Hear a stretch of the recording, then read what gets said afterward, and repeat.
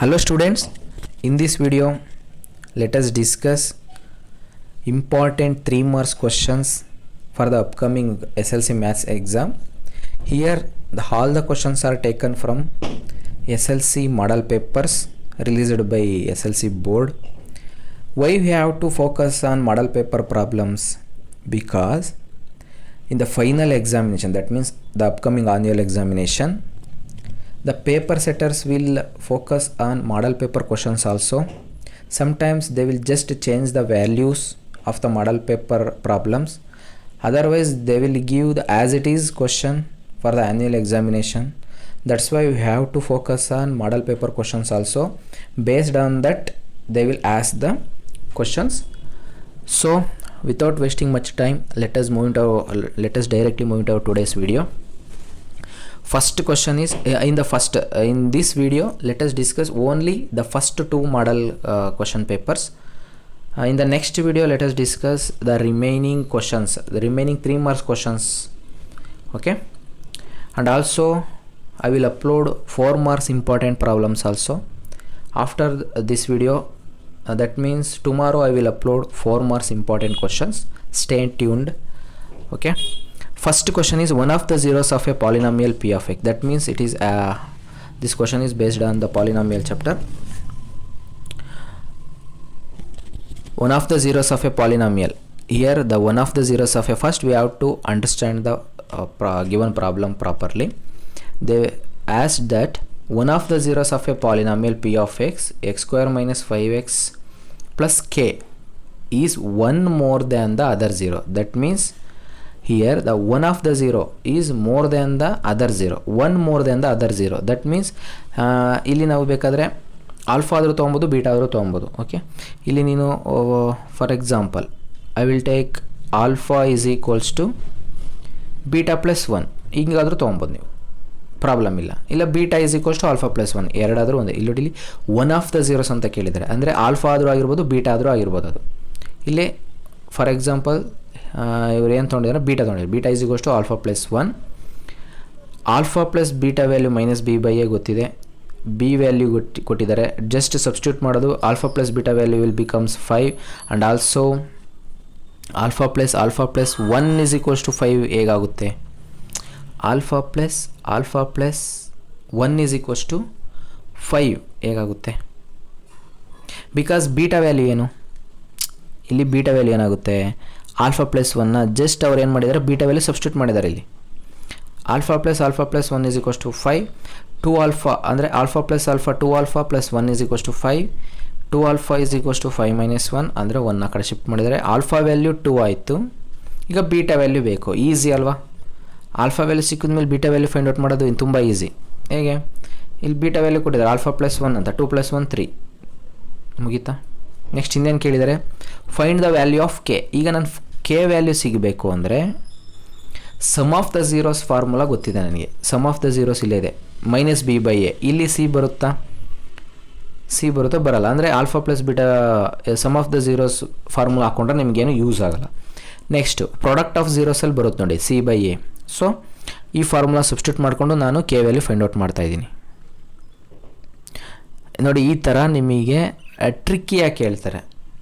ನೋಡಿ ಇಲ್ಲಿ ನಿನಗೆ ಆಲ್ಫಾ ಪ್ಲಸ್ ಬೀಟಾ ಫಾರ್ಮುಲಾನು ಗೊತ್ತಿರುತ್ತೆ, ಇಲ್ಲಾಂದರೆ ಆಲ್ಫಾ ಬೀಟಾ ವ್ಯಾಲ್ಯೂ ಆದರೂ ನಿಮಗೆ ಗೊತ್ತಿರುತ್ತೆ. ಬಟ್ ಅದನ್ನು ಈ ಫಾರ್ಮುಲಾದಲ್ಲಿ ಅಪ್ಲೈ ಮಾಡಬೇಕೋ ಬಿಡಬೇಕು ಅನ್ನೋದು ನಿಮಗೆ ಗೊತ್ತಿರಲ್ಲ. ಅವಾಗ ಏನು ಮಾಡಬೇಕು, ಅದಕ್ಕೆ ನೀವು ಥoroವಾಗಿ ಸ್ಟಡಿ ಮಾಡಿದ್ರೆ ಮಾತ್ರ ನೀವು ಕಾನ್ಫಿಡೆಂಟಾಗಿ ಎಕ್ಸಾಮ್ನ ಫೇಸ್ ಮಾಡೋದಕ್ಕೆ ಸಾಧ್ಯ ಆಗುತ್ತೆ. ಸೊ ನೋಡಿ ಇಲ್ಲಿ ನೆಕ್ಸ್ಟ್ ಇಲ್ಲಿ ನನಗೆ ಇಲ್ಲಿ ಡೈರೆಕ್ಟಾಗಿ ಸಿ ಬೈ ಎ ಹೇಗೆ ಹಾಕ್ಕೊಂಡ್ರು ಅಂದರೆ, ಇಲ್ಲಿ ನನಗೆ ಸಿ ವ್ಯಾಲ್ಯೂ ಬೇಕು ಅಂದರೆ ಸಿ ಬೆಲೆ ಏನಾಗಿದೆ, ಸಾರಿ ನಿಮಿಷ ನೋಡಿ, ಇಲ್ಲಿ ಸಿ ಬೆಲೆ ಏನಾಗಿದೆ? What is the value of C? C is K ಅಲ್ವಾ? Value of C is K. ಅಂದರೆ ನನಗೆ ಸಿ ವ್ಯಾಲ್ಯೂನ ಸಬ್ಸ್ಟಿಟ್ಯೂಟ್ ಮಾಡೋವಂಥ ಒಂದು ಫಾರ್ಮುಲಾ ಸಿಕ್ಕಿದ್ರೆ ಈಸಿಯಾಗಿ ನನಗೆ ಕೆ ವ್ಯಾಲ್ಯೂ ಸಿಕ್ಕೋಗುತ್ತೆ. ಅದಕ್ಕೆ ನನಗೆ ಹೆಲ್ಪ್ ಆಗೋದು ಯಾವುದು? ಪ್ರಾಡಕ್ಟ್ ಆಫ್ ಝೀರೋಸು ಇದೆ. ಇದು ನಾ alpha beta is equals to C by alpha value beta value ಗೊತ್ತಿದೆ, ಹಾಕೊಂಡು ಮಾಡಿದ್ರೆ ಕೆ ವ್ಯಾಲ್ಯೂ ಡೈರೆಕ್ಟಾಗಿ 6 ಸಿಗುತ್ತೆ. ಇದೇನು ಡೌಟ್ ಇಲ್ಲ ಅಂದ್ಕೊತೀನಿ. Next find the 2 numbers whose sum is 27 and product is 182. ಅಂದರೆ here we don't know the two numbers. ನಮಗೆ 2 ನಂಬರ್ ಯಾವುದು ಅಂತಲೂ ಗೊತ್ತೇ ಇಲ್ಲ. But there sum is given. The sum of those unknown 2 numbers is 27 and the product of those 2 unknown numbers is 182. Now our job is to finding the 2 numbers. Which are those 2 numbers? That's all. ಗೊತ್ತಿದೆ ಯಾವತ್ತೇ ಆಗಲಿ ನಮಗೆ ಗೊತ್ತಿದೆ ಯಾವತ್ತೇ ಆಗಲಿ ಗೊತ್ತಿಲ್ಲದೆ ಇರೋದನ್ನ ನಾವು X and Y ಅಂದ್ಕೊಬೇಕು ಅಂತೇಳಿ. A B ಆದರೂ ಅಂದ್ಕೊಳ್ಳಿ. ಫಾರ್ ಎಕ್ಸಾಂಪಲ್ ಸ್ಟ್ಯಾಂಡರ್ಡಾಗಿ ನಾವು ತೊಗೊಳ್ಳೋದೇ ಎಕ್ಸ್ ಆ್ಯಂಡ್ ವೈ, ಅದಕ್ಕೋಸ್ಕರ ಎಕ್ಸ್ ಆ್ಯಂಡ್ ವೈ ಅಂದ್ಕೊಳ್ಳಿ. The sum of these 2 numbers ಏನಾಗಿದೆ 27. ನೆಕ್ಸ್ಟು ಪ್ರಾಡಕ್ಟ್ ಏನಾಗಿದೆ 182. ಸಮ್ ಆಫ್ 2 ನಂಬರ್ಸಲ್ಲಿ ನಿಮಗೆ ವೈ ವ್ಯಾಲ್ಯೂ ಸಿಗುತ್ತೆ. ಏನು 27 ಮೈನಸ್ ಎಕ್ಸ್. ವೈ ವ್ಯಾಲ್ಯೂಗೆ ಸಬ್ಸ್ಟಿಟ್ಯೂಟ್ ಮಾಡಬೇಕು ಅಂತಿದ್ದಿಲ್ಲ. ಎಕ್ಸ್ ಬೇಕಾದರೂ ಬರ್ಕೊಬೋದು. ನೀವು ಈ ಥರ ಮಾಡ್ಕೊಳ್ಳಿ, ಈ ಥರ ಮಾಡ್ಕೊಂಡು ಮಾಡಿ. ಈಗ ಎಕ್ಸ್ ವ್ಯಾಲ್ಯೂನ ನಾನು ತೊಗೊತೀನಿ. 27 ಮೈನಸ್ ವೈ ಆಗುತ್ತೆ. ಓಕೆ, ಇಲ್ಲಿ ಎಕ್ಸ್ ಇಂಟು ವೈ 182 ಅಂತ ಕೊಟ್ಟಿದ್ದಾರೆ. ಅಂದರೆ product of those 2 numbers X Y ಏನಾಗಿ 182 ಆಗಿದೆ. ವೈ ವ್ಯಾಲ್ಯೂ ಗೊತ್ತಿದೆ ಅಲ್ವಾ, ಇಲ್ಲಿ 20. ನಾನು ಇಲ್ಲಿ ಇದು ಹಾಕ್ಕೊತೀನಿ. X into Y is equals to 182. ನನಗೆ ಎಕ್ಸ್ ವ್ಯಾಲ್ಯೂ ಗೊತ್ತಿದೆ ಏನು 27 ಮೈನಸ್ ವೈ. ಇದನ್ನು ಇಲ್ಲಿ ಸಬ್ಸ್ಟಿಟ್ಯೂಟ್ ಮಾಡೋದು. Into Y is equals to 182. ನೋಡಿ, ಈ ರೀತಿನಾದರೂ ಮಾಡ್ಬೋದು. ನೀವು ಇದಕ್ಕೆ ಸಬ್ಸ್ಟಿಟ್ಯೂಟ್ ಮಾಡಬೇಕು ಅಂತೇನಿಲ್ಲ, ಯಾವುದಕ್ಕಾದ್ರೂ ಸಬ್ಸ್ಟಿಟ್ಯೂಟ್ ಮಾಡೋದು. ನೆಕ್ಸ್ಟ್ ಮಲ್ಟಿಪ್ಲೈ ಮಾಡಿದ್ರೆ 27 y minus y square is equals to 182 ಆಗುತ್ತೆ. ಇದನ್ನು ಈ ಕಡೆ ಶಿಫ್ಟ್ ಮಾಡಿಕೊಂಡ್ರೆ ಅಂದರೆ ಈಗ ಮೈನಸ್ ವೈ ಸ್ಕ್ವಯರ್, ಇದು ಪ್ಲಸ್ 27 ವೈ ಮೈನಸ್ ಇದನ್ನು ಈ ಸೈಡ್ ಶಿಫ್ಟ್ ಮಾಡಿಕೊಂಡ್ರೆ 182 ಈಸ್ ಈಕ್ವಲ್ಸ್ ಟು 0 ಆಗುತ್ತೆ. ಈಗ ನನಗೇನು ಬೇಕಿರೋದು ಅಂದರೆ ಸ್ಟ್ಯಾಂಡರ್ಡ್ ಫಾರ್ಮಲ್ಲಿ ಬರ್ಕೊತೀನಿ. ಇದು ಮೈನಸ್ ಇದೆ, ಮೈನಸ್ಸು ಬೇಡ ಅಂದರೆ A X square plus B X plus C standard ಫಾರ್ಮಲ್ಲಿ ಬರ್ಕೊಬೇಕು. ಅಂದರೆ ಈ ಈಕ್ವೇಷನ್ಗೆ ಪೂರ್ತಿ ಮೈನಸ್ನ ಮಲ್ಟಿಪ್ಲೈ ಮಾಡಿ. ಅಂದರೆ -1ನ ಇಲ್ಲಿ ಮೈನಸ್ ಇಂಟು ಮೈನಸ್ ಪ್ಲಸ್ ಆಗುತ್ತೆ, ಇಲ್ಲಿ minus into minus plus minus ಆಗುತ್ತೆ, minus into minus again plus 182 is equals to 0 ಆಗುತ್ತೆ. ಈಗ ನೀವು ಫ್ಯಾಕ್ಟರೈಸೇಷನ್ ಮೆಥಡಿಂದ ನೀವು ಇದನ್ನು ಏನು ಮಾಡಬೇಕು, ವ್ಯಾಲ್ಯೂ ಫೈಂಡ್ ಔಟ್ ಮಾಡಬೇಕು. ವೈ ವ್ಯಾಲ್ಯೂ ಫೈಂಡ್ ಔಟ್ ಮಾಡಬೇಕು. ಇಲ್ಲಿ ಎಕ್ಸ್ ವ್ಯಾಲ್ಯೂ ಫೈಂಡ್ ಔಟ್ ಮಾಡಿದ್ರೆ ನಾನು ಇದು ಆಲ್ಟರ್ನೇಟಿವ್ ಫೈಂಡ್ ಔಟ್ ಮಾಡ್ತಾ ಇರೋದು, ಅರ್ಥ ಆಯ್ತಾ? ಕನ್ಫ್ಯೂಸ್ ಆಗಬೇಡಿ. ನೋಡಿ, ಈ ರೀತಿ ಫೈಂಡ್ ಔಟ್ ಮಾಡಿದ್ರೆ ನಿಮಗೆ 2 ನಂಬರ್ಸ್ ಸಿಕ್ಕೋಗುತ್ತೆ. 2 ನಂಬರ್ಸ್ ಏನಾಗುತ್ತೆ 14 ಆರ್ 3. ಇದನ್ನು ನೀವು ಕ್ರಾಸ್ ಚೆಕ್ ಮಾಡ್ಕೊಬೇಕು. 14 ಪ್ಲಸ್ 13 ವ್ಯಾಲ್ಯೂ ಏನು 27. 14 ಪ್ಲಸ್ 27 ಅಂದರೆ ಈಗ ನಿಮಗೆ 2 ನಂಬರ್ ಸಿಕ್ತು ಅಂತ ನೀವು ಇಲ್ಲೇ ಬಿಡೋದಲ್ಲ, ಒನ್ ಟೈಮ್ ಕ್ರಾಸ್ ಚೆಕ್ ಮಾಡ್ಕೊಬೇಕು. ನೀವು ಕ್ರಾಸ್ ಚೆಕ್ ಮಾಡ್ಕೊಂಡಿದ್ರೆ ರಾಂಗ್ ಆಗುತ್ತೆ. ಯಾಕೆ, ಹೆಂಗೆ ಕ್ರಾಸ್ ಚೆಕ್ ಮಾಡ್ಕೊಳೋದು? 14 ಪ್ಲಸ್ 13 ಏನು ಬರುತ್ತೆ, first sum x plus y ಅಂದರೆ ಎಕ್ಸ್ 2 ನಂಬರ್ಸ್ ಅಂತ ಕೊಟ್ಟಿದ್ದಾರಲ್ವಾ, 2 ನಂಬರ್ ಸಿಕ್ಕಿದೆ ಎಕ್ಸ್ ಪ್ಲಸ್ ವೈ ಅಂದರೆ ಇದನ್ನು ವೈ ಅಂದ್ಕೊಳ್ಳಿ. 14 ಪ್ಲಸ್ 13 ಏನಾಗುತ್ತೆ 27 ಆಗುತ್ತೆ. ನೆಕ್ಸ್ಟ್ ಎಕ್ಸ್ ಇಂಟು ವೈ ಏನಂತ ಕೊಟ್ಟಿದ್ದಾರೆ 182 ಕೊಟ್ಟಿದ್ದಾರೆ, ಬರುತ್ತಾ ನೋಡಿ. 14 ಇಂಟು 13 ಮಾಡಿ ನೋಡಿ, ಸರಿ ಚೆಕ್ ಮಾಡಿ ನೋಡಿ ಬರುತ್ತಾ ಇಲ್ವಾ ನೋಡಬೇಕು. ನೋಡಿದ ಮೇಲೆ ನೀವು ಏನು ಮಾಡಬೇಕು, ಕನ್ಕ್ಲೂಷನಿಗೆ ಬರಬೇಕು. ನಿಮಗೇನು ಸಮಾಧಾನ ಆಗುತ್ತೆ, ಕರೆಕ್ಟಾಗಿದೆ ಅಂತ. 14 ಪ್ಲಸ್ 13 182 ಬರುತ್ತೆ, ಬೇಕಾದ್ರೆ ಚೆಕ್ ಮಾಡಿ ನೋಡಿ. 13 4 52, ಇಲ್ಲಿ ಕ್ಯಾರಿ ಈಸ್ 5, 13 1 13, 13 ಪ್ಲಸ್ 5 18. ಕರೆಕ್ಟಾಗಿ ಬರುತ್ತಲ್ವಾ? Yes. Next this is the our question. The altitude of a right angled triangle is 7 cm less than its base. If the hypotenuse is 13 cm then find the other 2 sides. ಈ ರೀತಿ ಬರ್ಕೊಬೇಕು. ಆನ್ಸರಲ್ಲಿ ಇದನ್ನೆಲ್ಲ ಕೊಡಲ್ಲ ಅವರು, ಫಿಗರೆಲ್ಲ ಕೊಡಲ್ಲ, ನೀವೇ ಬರ್ಕೊಬೇಕು. Altitude of a right angled triangle is 7 cm ಅಂತ ಕೊಟ್ಟಿದ್ದಾರೆ. 7 cm less than its base, that means this altitude is 7 cm ಅಂದರೆ ಬೇಸ್ನ ಏನು ಅಂದ್ಕೊತೀರ, ಬೇಸ್ ಗೊತ್ತಿಲ್ಲ ನನಗೆ, ಬೇಸ್ನ x ಸೆಂಟಿಮೀಟರ್ ಅಂದ್ಕೊಂಡಿದ್ದೀನಿ. ಆಲ್ಟಿಟ್ಯೂಡ್ ಹೈಪೋಟಿನಸ್ ಗೊತ್ತಿದೆ, what is the hypotenuse 13 cm. Base altitude is 7 cm less than its base, that means ಬೇಸ್ಗಿನ್ನ 7 cm ಕಮ್ಮಿ ಇದೆ. ಫಸ್ಟ್ ಎಕ್ಸ್ ಮೈನಸ್ 7 ಆಗುತ್ತೆ. ಇದು ಕನ್ಫ್ಯೂಸ್ ಇಲ್ಲ ಅಲ್ವಾ? ಈ ರೀತಿ ಬರ್ಕೊಬೇಕು. ಈ ರೀತಿ ಬರ್ಕೊಂಡಾದಮೇಲೆ ಪೈಥಾಗೋರಸ್ ಫಾರ್ಮುಲಾನ ಅಪ್ಲೈ ಮಾಡಿದ್ರೆ ನಿಮಗೆ ಯಾವ್ದು ಸಿಗುತ್ತೆ ನೀವೇ ಯೋಚನೆ ಮಾಡಬೇಕು. ಇಲ್ಲಿ ಪೈಥಾಗೋರಸ್ ಫಾರ್ಮುಲಾನೇ ಯಾಕೆ ಅಪ್ಲೈ ಮಾಡ್ತಾ ಇದ್ದೀನಿ, ಯಾವುದು ಗೊತ್ತಿಲ್ಲ ನನಗೆ. ಪೈಥಾಗೋರಸ್ ಥಿಯರಮ್ ಒಂದು ಹೆಲ್ಪ್ ಮಾಡುತ್ತೆ ಅಂತ ಇಲ್ಲೇ ಗೊತ್ತಾಗುತ್ತೆ ನಿಮಗೆ. ಯಾಕೆ, ರೈಟ್ ಆ್ಯಂಗಲ್ ಟ್ರಯಾಂಗಲ್ಗೆ ಫಾರ್ಮ್ ಆಗಿದೆಯಲ್ಲ, ಅದಕ್ಕೋಸ್ಕರ. ರೈಟ್ ಆ್ಯಂಗಲ್ಡ್ ಅಂತ ಕೊಟ್ಟ ಮೇಲೆ ಅಲ್ಲಿ ಪೈಥಾಗೋರಸ್ ಥಿಯರಮ್ನ ಯೂಸ್ ಮಾಡಿದ್ರೆ ನಿಮಗೆ ಈಸಿಯಾಗಿ ಸಾಲ್ವ್ ಆಗುತ್ತೆ. Pythagoras theorem X square that means AC square is equals to AB square plus BC square ಅಲ್ವಾ. AC square value is 13 square, AB x minus 7 whole square plus B C square X square. Okay, X square plus ಇದು ಉಲ್ಟಾ ಬರೆದಿದ್ದಾರೆ, no problem. X minus 7 whole ಸ್ಕ್ವೇರ್ಗೆ ಇಲ್ಲಿ ಡೈರೆಕ್ಟಾಗಿ ಅವರು A minus B whole square formula apply ಮಾಡಿದ್ದಾರೆ. A minus B whole square formula ಏನು? A square ನೋಡಿಲಿ ಎಕ್ಸ್ ಮೈನಸ್ 7. ಅಂದರೆ ನಾನು ಇಂಪಾರ್ಟೆಂಟ್ ಎಲ್ಲಿ ನಿಮಗೆ ಕನ್ಫ್ಯೂಸ್ ಆಗುತ್ತೆ ಅಂದರೆ ಡೌಟ್ ಬರ್ತಿದೆ ಈ ಸ್ಟೆಪ್ ಹೆಂಗೆ ಬಂತು ಅಂತ, ಅದನ್ನು ಮಾತ್ರ ಸಾಲ್ವ್ ಮಾಡ್ತೀನಿ. ಇಲ್ಲಿ ಪೂರ್ತಿ ಪ್ರಾಬ್ಲಮ್ ಎಲ್ಲ ಸಾಲ್ವ್ ಮಾಡಲ್ಲ ಇವಾಗ, ಆ್ಯಕ್ಚುಲಿ ನಿಮಗೆ ಟೈಮು ಇಲ್ಲ, ಅದಕ್ಕೋಸ್ಕರ ಇಲ್ಲಿ A minus B formula apply ಮಾಡಿದ್ರೆ ಎ ಮೈನಸ್ ಬಿ ಫಾರ್ಮುಲಾ ಗೊತ್ತಿದೆ, A square plus B square minus 2ab. Okay, what is the value of A square? X square plus B value is 7 square minus 2 into a value x, c b value 7, x square as it is. Next 7 square we know the value of 7 square is 49 minus as it is 2 into x 2x into 7. First ಏನು ಮಾಡ್ತಾರೆ, ಈ ರೀತಿ ಇದ್ದಾಗ confuse ಆಗಬೇಡಿ. ಎಷ್ಟೋ ಜನ confuse ಆಗಿಬಿಡ್ತೀರಾ. 2 7s first constant term multiply ಮಾಡಿ. 2 7s 14 into x 14x. ನೋಡಿ ಇದೇ ರೀತಿ ಇಲ್ಲಿದೆಯಲ್ಲ, ಸೇಮ್ ಅದೇ ರೀತಿ ಬರೆದಿದ್ದಾರೆ. ಎಕ್ಸ್ ಸ್ಕ್ವಯರ್ ಇದು ಈಕ್ವಲ್ಸ್ ಇದು ಮೈನಸ್ ಅಂದ್ಕೊಂಡ್ಬಿಟ್ಟಿರೋ, ಆಮೇಲೆ x square minus 14x plus 49 is equals to 169. ಎರಡೂ ಒಂದೇ, ಇಂಟರ್ಚೇಂಜ್ ಆಗಿದೆ ಅಷ್ಟೇ. X square plus x square ಏನಾಗುತ್ತೆ? 2x square minus 14x plus 49 minus 169 is equals to 0. Okay, next ಇದನ್ನು ನೀವು ಯಾವ ರೀತಿ ಸಾಲ್ವ್ ಮಾಡಬೇಕು ಅಂದರೆ ಅಗೇನ್ ಫ್ಯಾಕ್ಟರೈಸೇಷನ್ ಮೆಥಡ್. ಇಲ್ಲಿ ಫ್ಯಾಕ್ಟರೈಸೇಷನ್ ಮೆಥಡ್ ಯೂಸ್ ಮಾಡಿಕೊಂಡ್ರೆ ಎಕ್ಸ್ ವ್ಯಾಲ್ಯೂ ಮತ್ತೆ ಸಿಗುತ್ತೆ. ಇಲ್ಲಿ ನೋಡಿ, ಇಲ್ಲಿ ಎಕ್ಸ್ ವ್ಯಾಲ್ಯೂ 2 ಸಿಗುತ್ತೆ. ಇಲ್ಲಿ ಎಕ್ಸ್ ವ್ಯಾಲ್ಯೂ 2 ಸಿಗುತ್ತೆ. ಯಾವುದ್ಯಾವುದು? ಎಕ್ಸ್ ವ್ಯಾಲ್ಯೂ -5 ಇದೆ, ಎಕ್ಸ್ ವ್ಯಾಲ್ಯೂ 12 ಇದೆ. ಬಟ್ ಇಲ್ಲಿ -5ನ ತೊಗೋಬಾರ್ದು, ಯಾಕೆಂದರೆ altitude will never become A negative. That's why we should not take minus, ಅದಕ್ಕೆ ತೊಗೊಂಡಿಲ್ಲ. ಆಲ್ಟಿಟ್ಯೂಡು ನಿಮಗೆ 5 ಹೆಂಗೆ ಬಂತು? ಇಲ್ಲಿ ಕೊಟ್ಟಿದ್ದಾರೆ ನೋಡಿ. ಇಲ್ಲಿ ಬೇಸ್ ವ್ಯಾಲ್ಯೂ ಏನಾಗುತ್ತೆ ಅವಾಗ? ಇದು ಬೇಸ್ ವ್ಯಾಲ್ಯೂ 12 ಸೆಂಟಿಮೀಟರ್ ಆಗುತ್ತೆ. ಆಲ್ಟಿಟ್ಯೂಡು ಎಕ್ಸ್ ಪ್ಲಸಲ್ಲಿ 12 ಹಾಕೋದು ಅಷ್ಟೇ. 12 - 7 ವಿಲ್ ಗಿವ್ಸ್ ಯು 5 ಸೆಂಟಿಮೀಟರ್ ಇಷ್ಟೇ. ಈ ರೀತಿ ಅರ್ಥ ಆಯ್ತಾ? ಅಂದರೆ ಇದು ಯಾವತ್ತಾದರೂ ನೆಗೆಟಿವ್ ಆಗೋಕ್ಕೆ ಸಾಧ್ಯ ಇದೆಯಾ? ಹೈಟ್ ಆಗಲ್ಲಲ್ವ, ಅದಕ್ಕೋಸ್ಕರ ಇಲ್ಲಿ ಮೈನಸ್ನ ಕನ್ಸಿಡರ್ ಮಾಡಬಾರ್ದು ವ್ಯಾಲ್ಯೂನ. Next prove that. ಇದು ಇಷ್ಟೊಂದು ಸಲ ಮಾಡಿಸಿದ್ದೀವಿ. ಇದು ನನ್ನ ಯೂಟ್ಯೂಬ್ ಚಾನಲಲ್ಲೂ ಈ ಪ್ರೂವ್ ದಟ್ ಪ್ರಾಬ್ಲಮ್ಸ್ ಎಲ್ಲ ಇದೆ, ಒಂದು ಸಲ ಹೋಗಿ ಚೆಕ್ ಮಾಡ್ಕೊಳ್ಳಿ. ಇದು ಈಸಿ ಇದೆ, ತುಂಬ ಈಸಿ ಇದೆ.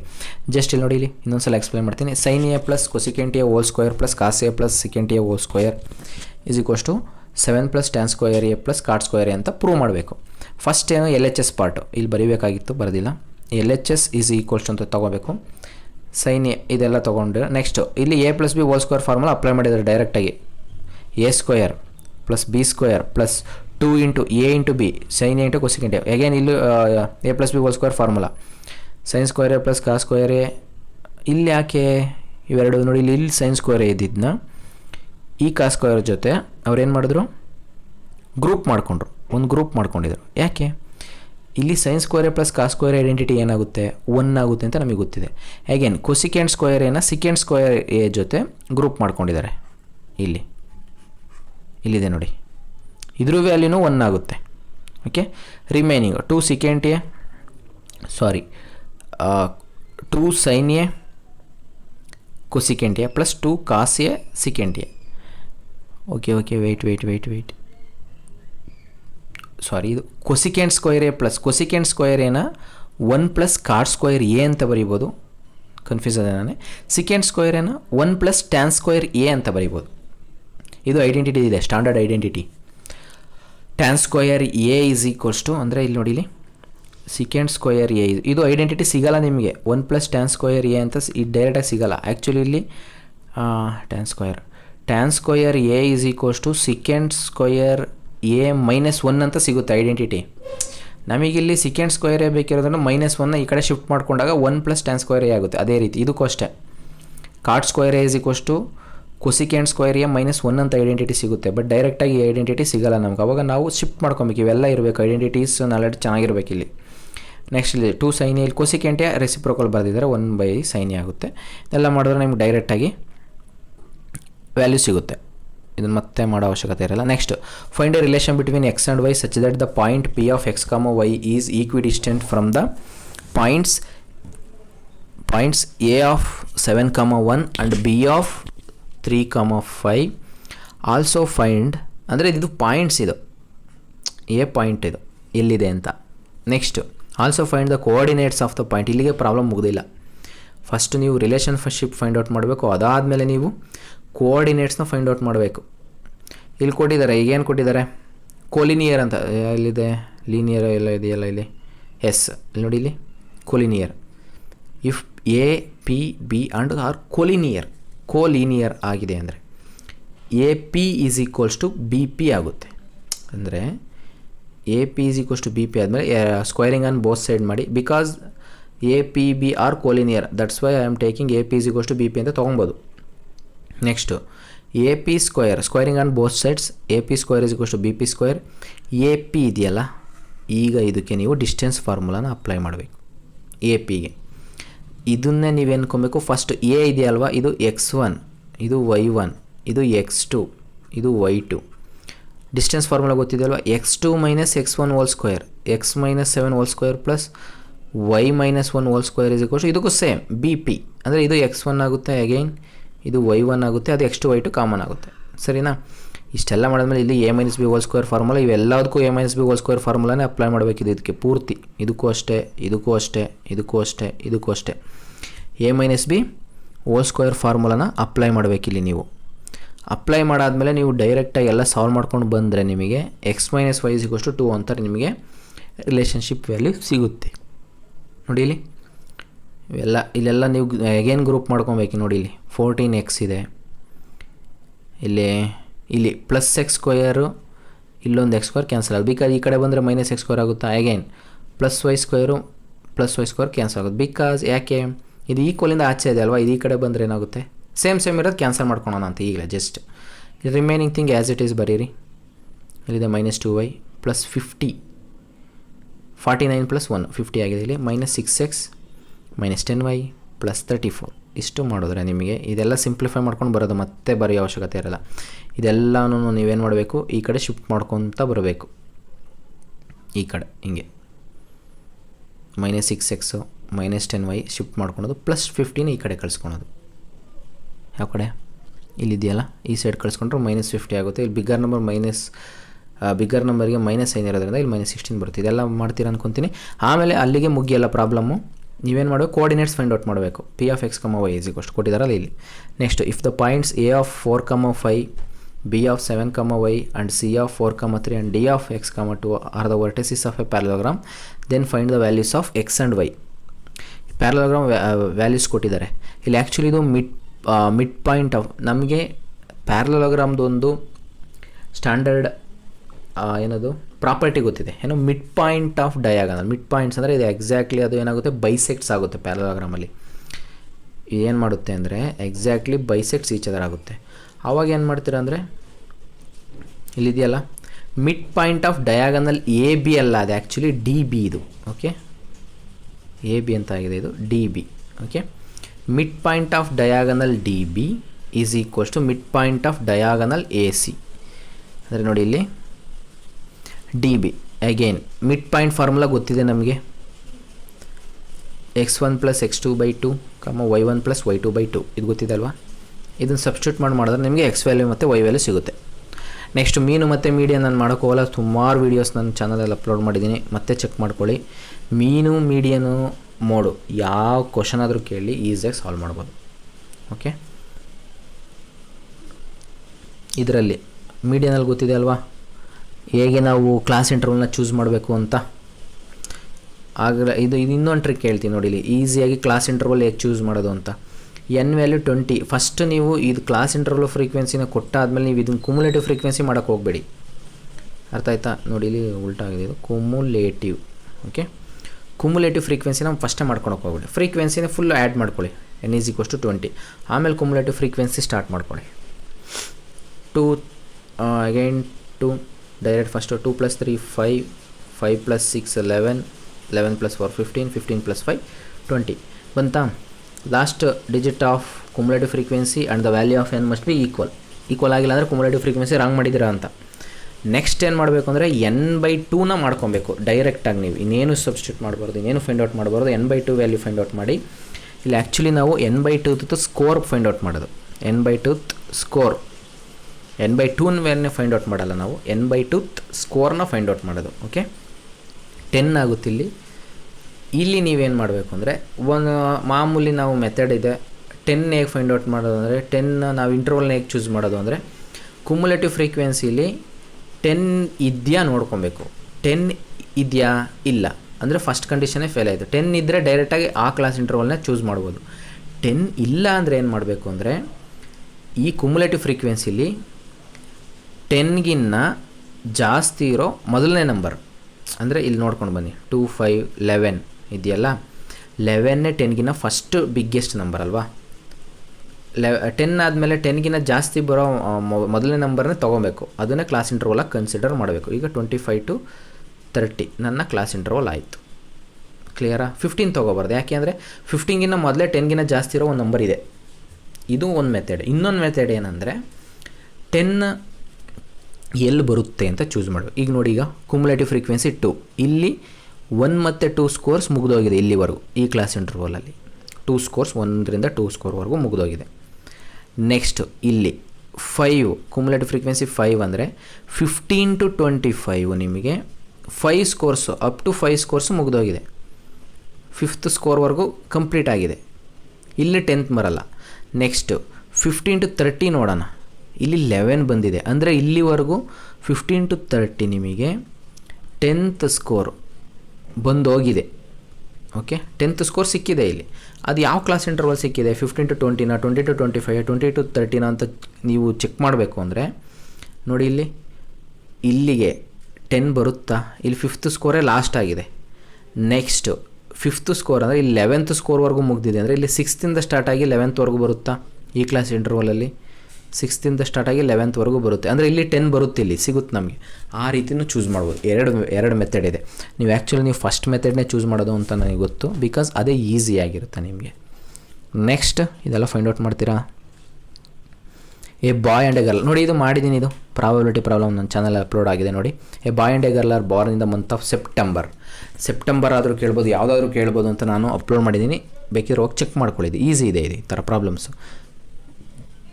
Next, in a scalene triangle A B C draw a line parallel to B C ಅಂದರೆ ಒಂದು ಸ್ಕೇಲ್ ಇನ್ ಟ್ರಯಾಂಗಲ್ ಬರ್ಕೊಳೋದು. ಸ್ಕೇಲ್ ಇನ್ ಟ್ರಯಾಂಗಲ್ ಏನು? All the sides are of different length ಅಷ್ಟೇ. ಅಂದರೆ different length ಇರೋ scalene triangle. For example rough sketch ಥರ ಬರ್ಕೊಳ್ಳಿ, ಅದಕ್ಕೂ ಮಾರ್ಕ್ಸ್ ಕೊಡ್ತಾರೆ. ಅರ್ಥ ಆಯ್ತಾ? ಸುಮ್ಮನೆ ನೀವು ಬ್ಲೈಂಡಾಗಿ ಸಾಲ್ವ್ ಮಾಡೋಕ್ಕೆ ಹೋಗಬೇಡಿ. ಒಂದು ರಫ್ ಸ್ಕೆಚ್ ಅಂತ ಬರ್ಕೊಂಡ್ರೆ ನಿಮಗೆ ಅಲ್ಲೇ ಅರ್ಧ ಪ್ರಾಬ್ಲಮ್ ಸಾಲ್ವ್ ಆಗುತ್ತೆ. Half of the problem will be closed. Next, draw a line parallel to B C. Let this line intersect A B at D and A C at E.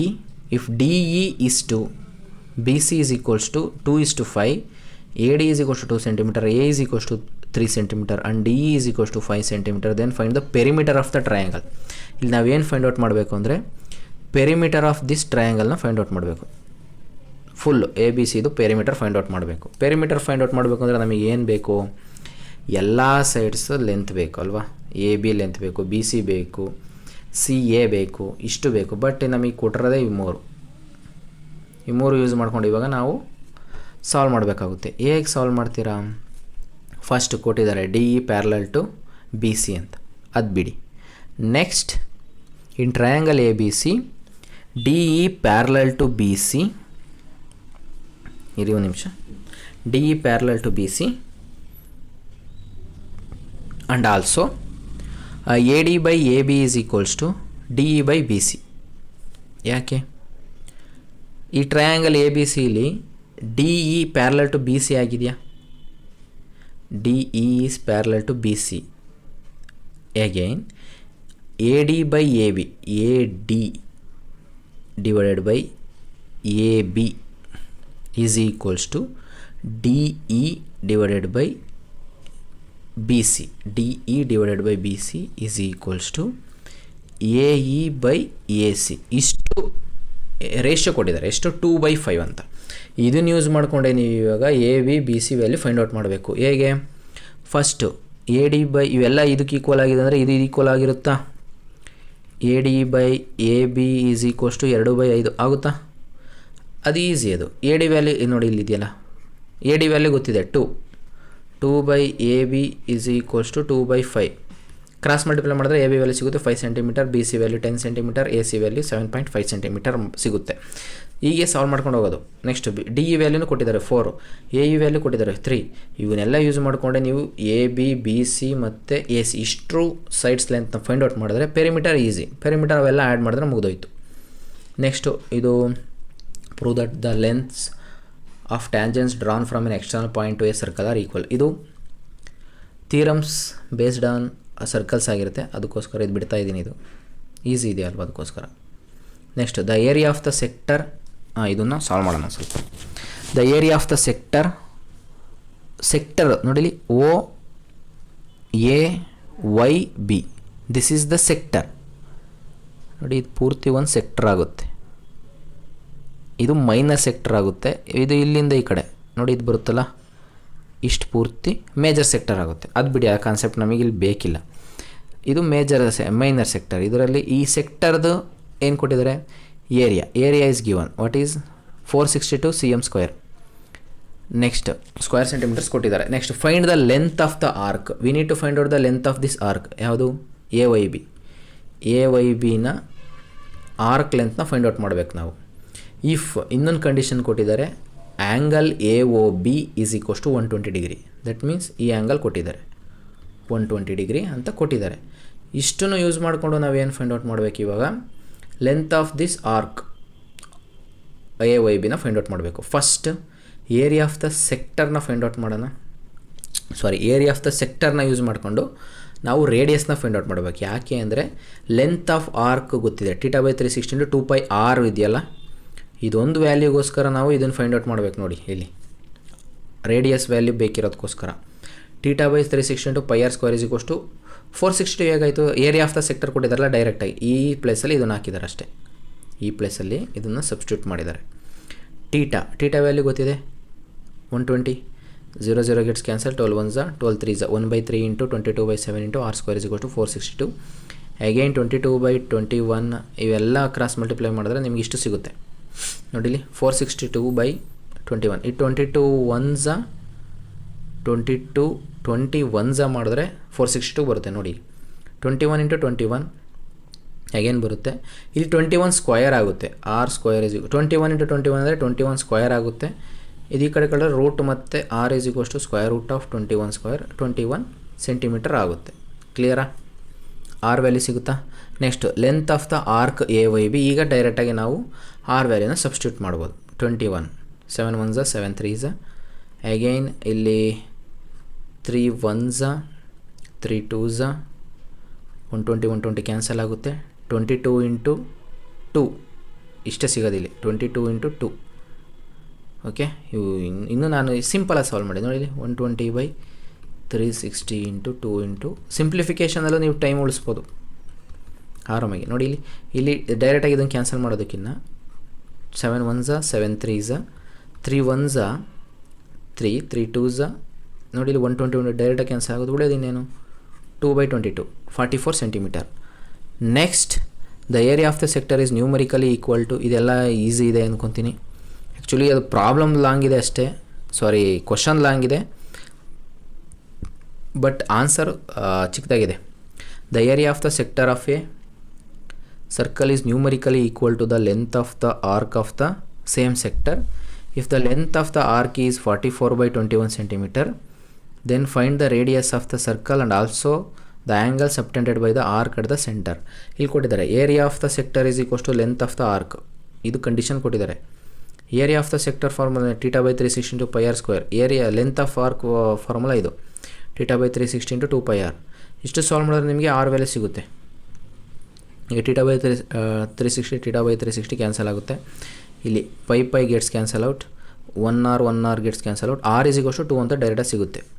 Okay, next length of the arc value ಏನು, θ/360 × 2πr is equals to length of the arc ಕೊಟ್ಟಿದ್ದಾರೆ, ಇಲ್ಲೇ ಕೊಟ್ಟಿದ್ದಾರೆ ನೋಡಿ 44/21 centimetre ಅಂತ. ಅದನ್ನು ಇಲ್ಲೇ substitute ಮಾಡ್ಕೊಂಡಿದ್ದಾರೆ ಡೈರೆಕ್ಟಾಗಿ. θ/360 ಅಂದರೆ ಇಲ್ಲಿ 2πr, ಆರ್ ವ್ಯಾಲ್ಯೂ ಏನು 2, ಇಲ್ಲಿ 2 ಬರುತ್ತೆ. ಇದನ್ನು ಸಬ್ಸ್ಟಿಟ್ಯೂಟ್ ಮಾಡ್ಕೊಬೇಕು. 2 × ಪೈ ವ್ಯಾಲ್ಯೂ 22/7 × ಇದು 2. ಓಕೆ, θ ವ್ಯಾಲ್ಯೂ ಗೊತ್ತಿಲ್ಲ. 2 1s next 2 8s, okay, 2 1s, 2 90s. ಇಷ್ಟು ಮಾಡಿಕೊಂಡ್ರೆ ನಿಮಗೆ 22 ಇಂಟು ಟೀಟಾ. ಹೇಗೇನು ಇಲ್ಲಿ 2 11s, ಇಲ್ಲಿ 2 4s, 2 5s, ಓಕೆ. ಇಷ್ಟು ಮಾಡಿಕೊಂಡು 11/45 ಇಂಟು 7 ಇಷ್ಟು ಮಾಡಿದ್ರೆ ಟೀಟಾ ಇಂಟು ಇಲ್ಲಿ 11 ಟೀಟಾ ಬೈ 45 ಇಂಟು 7 ಇಷ್ಟು ಮಾಡಿಕೊಂಡ್ರೆ ನಿಮಗೆ ಸಾಲ್ವ್ ಮಾಡಿದ್ರೆ ಡೈರೆಕ್ಟಾಗಿ ನಿಮಗೆ 60 ಡಿಗ್ರಿ ಸಿಗುತ್ತೆ. ಡೈರೆಕ್ಟಾಗಿ ಇಲ್ಲಿ ಸಾಲ್ವ್ ಮಾಡಿದ್ದಾರೆ ನೋಡಿ, ಅದೇ ರೀತಿ ಮಾಡ್ಬೋದು. ಇನ್ನೊಂದು ಬರ್ತಿದ್ದೀವಲ್ಲ ಇಲ್ಲಿ 44 ಇಟ್ ಈಸ್ ಈಕ್ವಲ್ಸ್ ಟು